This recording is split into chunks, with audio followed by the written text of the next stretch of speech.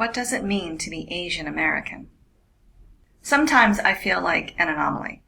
I'm a 45-year-old American Thai Chinese woman who was born in Hawaii, who has lived on 3 continents, and who was raised by a Thai immigrant mother and a working-class white male. I can't squeeze into an ism. My dress size is small in America, but extra large in Asia. I'm too American in Asia and not Asian enough in America. At this point in my life, being Asian American means having to live up to expectations from family and society. I'm required to be something else, super Asian, something more, super Asian, and something that I'm not, super Asian. I have to be what others want and expect of me, and when I fail to speak Thai fluently in Thailand or do what my mother wants in America, I'm a confusing, disappointing mess. My experiences don't pigeonhole me neatly into a category either. I'm an Asian American who has been living in Asia, Southeast Asia, for roughly 8 years. I've been an archaeologist and a Waldorf teacher. I learned to cook from a cookbook. And I say this because Americans usually want to know, can you cook Thai food? Asians in Asia, on the other hand, speak directly to me regardless if a non-Asian person is there speaking better Thai or Chinese. Often they will hear the white person but reply to me. But that's okay. I don't belong here or there. I'd rather be a glitch in the matrix than part of the regularly scheduled programming. I'm the red pill in a blue pill world. What I've learned is being different is part of the Asian American journey. I'm the participant and the outsider. I'm forever an anthropologist. I hold the perfect passport for global studies. I'm not black and white. I'm in between. And like a chameleon, I can usually blend in wherever I am. I know what it's like to be in the minority and among the majority. I have been on all 3 sides of the fence. When I lived in the U.S., I lived in Asian American majority places like Hawaii and certain parts of California. I also lived in AA minority places like Alabama and other parts of California.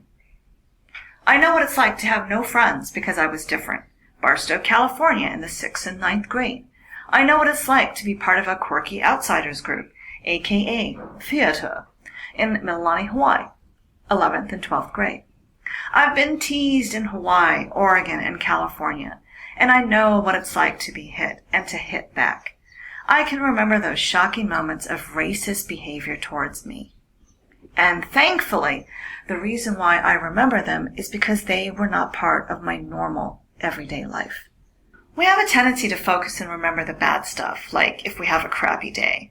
We forget the free coffee a coworker brought us, or the smile that the kid gave us when we were in traffic. We remember the wrongdoings, transgressions, and hold on to criticism, like life jackets. We get paranoid about what we think others say about us. Often we assume the worst. Sometimes we live out lifetimes of misunderstandings. In high school, I used to be super jealous of my best friend, who's half Japanese and half British. All the guys liked her. I compared my looks to her and felt ugly. But one day, years after those insecure times, we had an important conversation.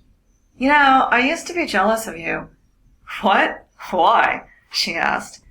Because you're so pretty. And then I proceeded to list off all the guys that liked her.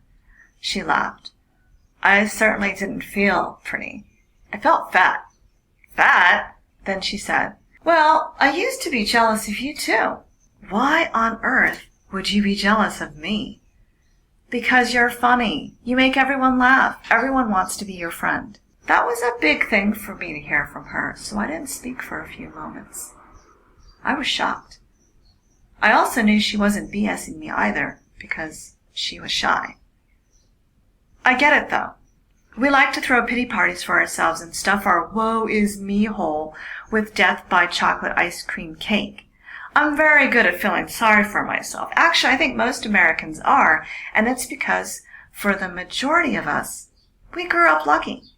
If you're a first-generation American, chances are good you've heard the story from grandma or mom about the struggles they endured to reach American soil or the hardship they lived through back in their home country, or both. And as an Asian American expat in Asia, I can say with confidence that there's a world of difference in human rights, equal rights, and heck, even animal rights over here. Grandma was not exaggerating. For example, you can't speak out against the government in most Asian countries. You simply don't do it. If you do, you end up exiled, in jail, or conveniently disappear. And if you don't believe me, or if you think I'm embellishing the truth, I invite you to read Asian history, current news, or start a conversation with expats in Asia. Most of the Chinese side of my family fled during the Cultural Revolution, which basically makes the bloodshed of Game of Thrones small scale in comparison. Southeast Asians endured a similar exodus to America during the Vietnam War and the reign of the Khmer Rouge.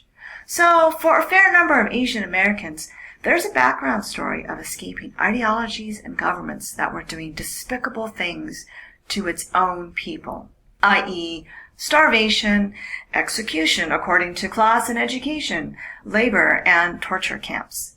It's no wonder that our grandparents and parents endured a little discrimination in America.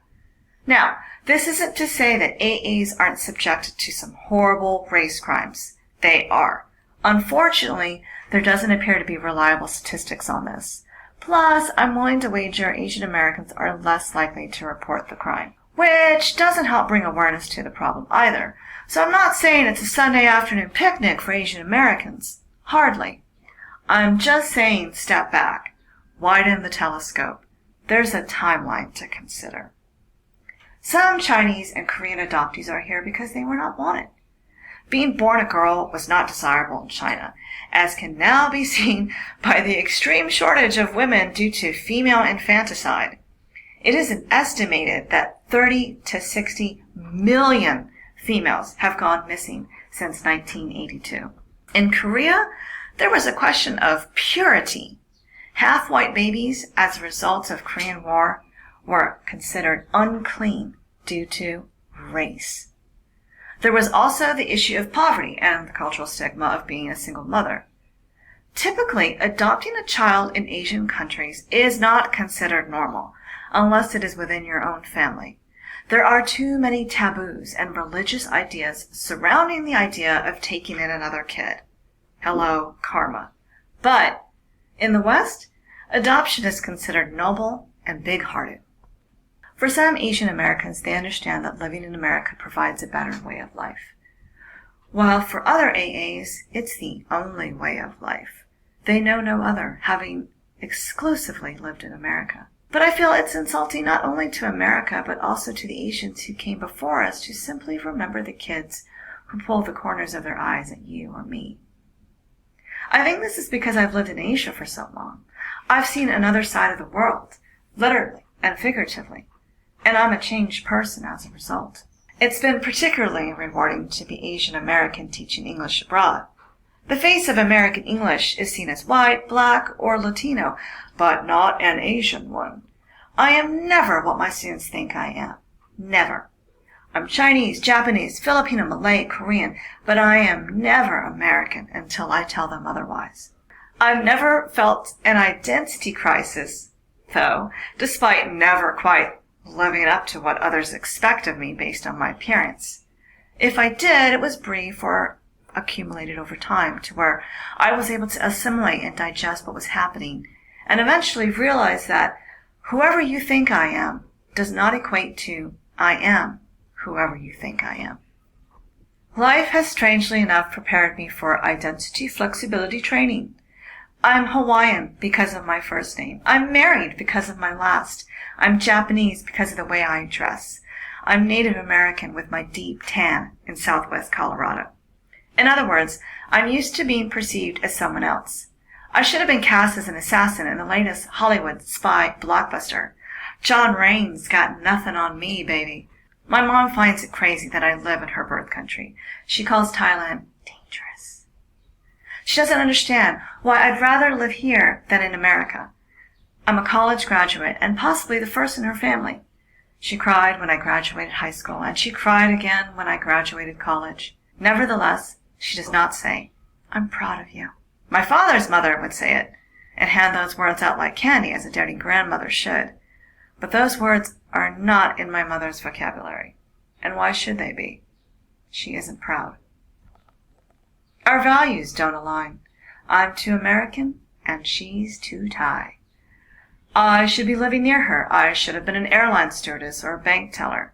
An air hostess because it's considered glamorous to Thais, and a bank teller because I could be counting money all day in air conditioning. I should have had at least one child by now. I should have married a wealthy and successful Asian American man from a good family. I should have an expensive car and a big house. I used to watch Oprah interview families. You know, the ones where the child did something brilliant but different, and the parents were always supportive. Maybe the child took to acting, and the parents would say, we told her she could do it. You would see the pride shining in their eyes. And I knew that if I was ever in their place, my mom would pretend she knew what was happening and act like she had always been my biggest cheerleader. She would put on such a good face, and you'd never suspect anything contrary from a 4'10" sweet old lady. You'd never know that she used to beat us, because that's what her father did to her. You'd never realize that she could hurl such hurtful words like, you're good for nothing. But she's also a generous person. She's quite funny and loves to laugh. She's a gifted cook and gardener, and an easygoing travel companion. Yes, we Asian Americans, we've got stories. That's the mistake Hollywood makes. We share common ground with the rest of Americans. We're not just kung fu fighters, geishas, or math geeks. Hey, maybe we are that too, but underneath our brown or yellow or white skin, there's a yarn that spins. I remember giving a ride home to a fellow writers group member. We were a small group, and he was the only minority other than me. He wrote dark poetry, but in a unique way. We were discussing his work when we started talking about how our mothers used to beat us. Oh, the belt. My mother never used the belt. Oh, I know. Me too. So overrated. My mom would use a wire hanger to hit us. Oh, man. Yeah, that shit hurt. It leaves a serious mark, too. That's nothing compared to what my mom used. What? What did she use? She used her high heel shoes. Oh, fuck. I was laughing so hard I was crying. He was laughing pretty hard, too. I suppose to an outsider it looked like we were crazy, but to us, we were bonding. We were commiserating. And I was transported back to all those times I watched stand-up comedians like Chris Rock and Bernie Mac talk about their painful family situations. Growing up on stand-up comedies was my form of therapy. I laughed along, feeling understood, particularly over such shameful subjects, experiences I felt alone in. I started memorizing lines that I found funny. And I think I started to intuitively grasp the power of storytelling. Perhaps this is one of the reasons why I ask so many questions. I'm a wannabe reporter sleuthing out a good story. I usually learn quickly how couples have met. I ask Asian American expats about their experiences abroad. I listen to people talk about their childhoods. Partly because I'm a curious person, but I genuinely want to connect with people too. I have a Cambodian American friend that is not much older than me who escaped the Khmer Rouge. One day, he told me a story. I wanted to know how he managed to get out, especially after his parents originally turned down the U.S. Embassy's offer to give his family a ticket to America because his father didn't think the situation in Cambodia was ever going to get that bad. He explained the separate camps between male and female, and how his mother and sister were not with him and his dad. He told me that they were in labor camps, and that it was his father who figured out a way to get them to the Thai border. Other families joined them. His mother's family didn't make it out. They walked and walked and walked to freedom, quite possibly through landmines too. I don't remember, but I remember he said this: "I know what rotting human flesh smells like." We sat side by side. He didn't look at me, and I didn't look at him. I just listened. Even though our stories are different, they overlap as well. After all, here we were, two Asian Americans talking in Cambodia. His story and mine breathed together, shoulder to shoulder.